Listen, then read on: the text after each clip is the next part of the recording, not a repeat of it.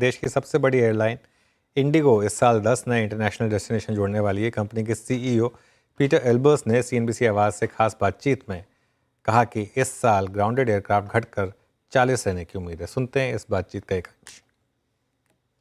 Peter, best wishes for the ITA summit. This year, FY26 is going to be very important for your international ambitions. Can you tell us which are the new destinations that you're planning this year and any timeline for that?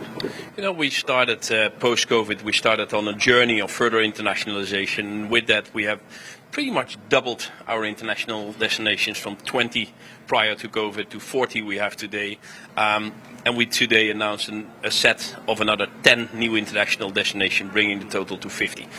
That's an important step for us, and we already had announced earlier Amsterdam and Manchester, and we today mentioned London and Copenhagen, and a bit further away Athens. So that will bring us to like 5 destinations in Europe, and we've also said we're going to further grow in Central Asia with new destinations. So being India at the very center, you see that we expand to the north, we expand to the west, we expand to the east, and that will continue to grow going forward. Okay, Peter. Last year was very good in terms of revenue, overall revenue.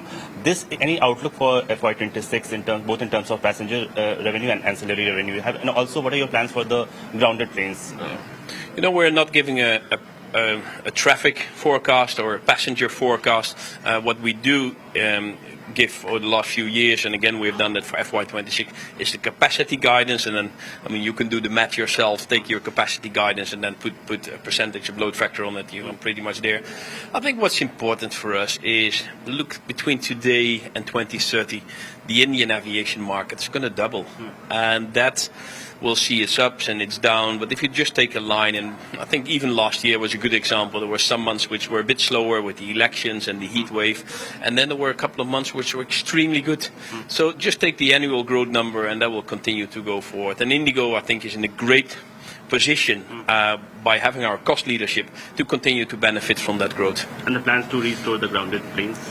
You know, we are step by step restoring them. The number used to be in the 70s in the second quarter of last year. We're now down to the 50s at the end of that last year.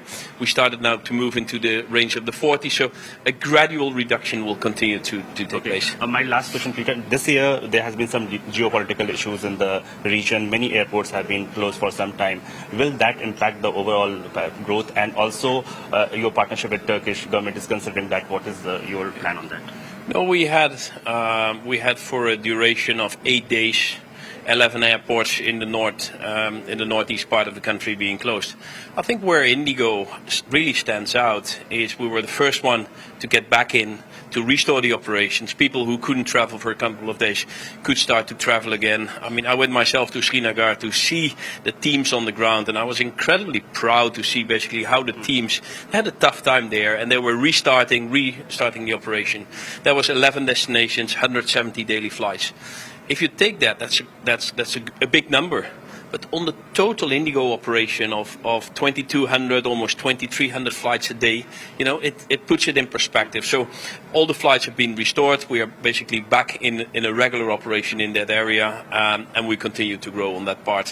When it comes to your Turkish partnership question, that is under evaluation with the government, and we await the outcome of that.